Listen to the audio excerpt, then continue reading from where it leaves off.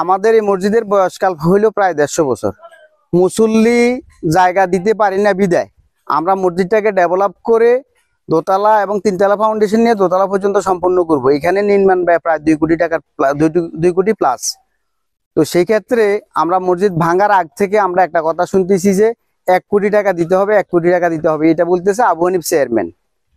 কিসে দিতে হবে, কাকে দিতে হবে, এরকম কোনো কথা হয় নাই। গত 9 তারিখ শুক্রবার আবু হানিফ ছেলে কোমল মসজিদে দাঁড়াইয়া বিভিন্ন বক্তব্য দিচ্ছে এবং মসজিদের কাজ নিয়ে বিভিন্ন রকম কথাবার্তা বলছে। এ নিয়ে সমাজের কেউ কিছুই বলে নাই। শেষ বাইরে আসি আবার পুনরায় নতুন করে কথাগুলি বলা শুরু করার পরে আমি তাকে বললাম যে মসজিদটা যে ভাঙ্গা হয়েছে এই বিষয়টা তো সমাজবাসীর থেকে মতামত নিয়েই ভাঙ্গা হয়েছে। তা নিয়ে কিছুক্ষণ কথা বাদ বিতণ্ডা হয়। শেষ বললো যে মসজিদটা নির্মাণ ব্যয় কত হবে। তা আমরা একটা ধারণা করে একটা নেমপ্লেট লাগাই ব্যানার লাগাই দিছি যে এত টাকা হইতে পারে।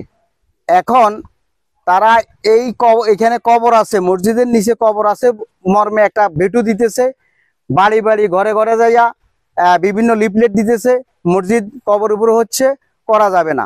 আমরা ইসলামী ফাউন্ডেশন এবং বিভিন্ন জায়গা থেকে ফতুয়া নিয়ে দেখলাম যে কবরের উপর মসজিদ করা যাবে, কোনো বাধা নিষেধ নাই। ইসলামের শরিয়া মোতাবেক কোনো রকম বাধা নিষেধ নাই। তারপরেও আমাদের সমাজে এরকম একটা বিশৃঙ্খলা তৈরি করতেছে, মসজিদটা নির্মাণ করতে ব্যাহত করতেছে। সমাজবাসীকে গত শুক্রবার 16 তারিখ শুক্রবার মসজিদে এই বিষয়টা নিয়ে কথা বলতে যাওয়ার পরে সমাজবাসীকে মারধর করা হয়েছে। 5 জনকে মারছে মসজিদের ভিতরে। নিয়ে একটা অভিযোগ করা হয়েছে বেগমগঞ্জ থানায়। থানা কর্তৃপক্ষ এই অভিযোগটা আমলে নিচ্ছে না কেন জানি না। আমি নামাজ পড়তে আসছি গত জুমায় মসজিদে, তো আসাতে এখানে ভিডিও রেকর্ডিং নিয়ে মোবাইলে বাদ বিতর্ক হয়, তর্ক হয়। কোমলে কাদের থেকে মোবাইলটা নিতে চান। আমি ভাই মসজিদ আল্লাহর ঘর, এখানে ভেজাল করার দরকার নেই। কোমল আমার অ্যাকসেপ্ট করছি, কোমল তখন কিছু বলে নাই। কিন্তু এরপরে ভিডিও করে কেন্দ্র করেই কোমলের অনেক লোকজন আসি ওই কাদের রে বাদিরি আর কি মারতে গেছে। আর আমি দাঁড়াই বলছি ভাই মসজিদের ভিতরে ভেজাল করো না, এইটুকুই বলছি, আমি আর বেশি কিছু বলি নাই। পরে নামাজ শেষে অনেক ওখানে হাতাহাতি অনেক কিছু হয়েছে, আমি কাদের সামনে দাঁড়াই রয়েছি যে ভাই ভেজাল করিও না, এইটুকুই বলছি আমি।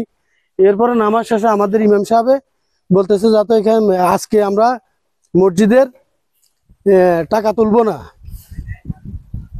আমরা আগামী জুমায় তুলবো, মসজিদের কালেকশনটা আগামী জুমায় তুলবো। হ্যাঁ, আমরা খুতবা শুরু করি। খুতবার আগে দিয়ে ইমাম সাহেব ফতুয়া সম্বন্ধে বলছে, ফতুয়া বাইরে লাগাই দিছি।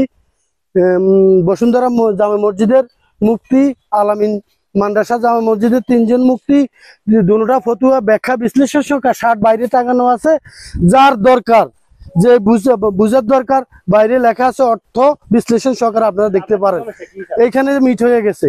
পরে আমি বাইরে এসে মোবাইলটা দেওয়ার জন্য আমি একবারে জিয়ারে যে মোবাইলটা নিছে ওর বড় ভাইরে বললাম যে কাকা মৃত্যু হয়ে গেছে, হ্যাঁ কাদের মোবাইলটা দিত, এইটুকু বলছে। আমার কো বেয়াদব তুই পাইছত কি, তুই সব বেজাল লাগাস।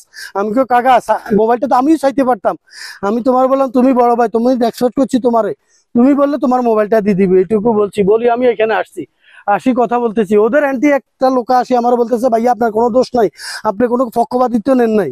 হ্যাঁ, এখানে দাঁড়ায় আমি কথা বলতেছি, এইদিকে কাদের আসি আমার দাম করে একটা ধাক্কা দিল, দিয়ে আমি ঠাস করে নিচে পড়ে গেছি। পড়ে যাওয়ার পর আমি যখন উঠতেছি আমার এখানে ঘুষি দিল। এখন ফতুয়া তো ওরা এই ফরাদ মিয়ার পক্ষের লোক ফতুয়া আনি দেখাইছে, ফতুয়া এখানে টানাইছে, ওনারা বলতেছে এই ফতুয়া সঠিক না, বুঝলেন নি, এই সঠিক না। এগুলো নিয়ে কথাবার্তা, এগুলো নিয়ে অনেক কিছু কাটাকাটি হয়েছে। তারপরে মসজিদে এই মসজিদ প্রতি শুক্রবার এটা নিয়ে প্রায় 2 শুক্রবার এটা নিয়ে বিরোধ চলছে। এখন এটা কিভাবে আমাদের উন্নয়ন হইতে পারে, মসজিদে তাড়াতাড়ি কাজ করা যায়, ওইটাই আমি চাইতেছি।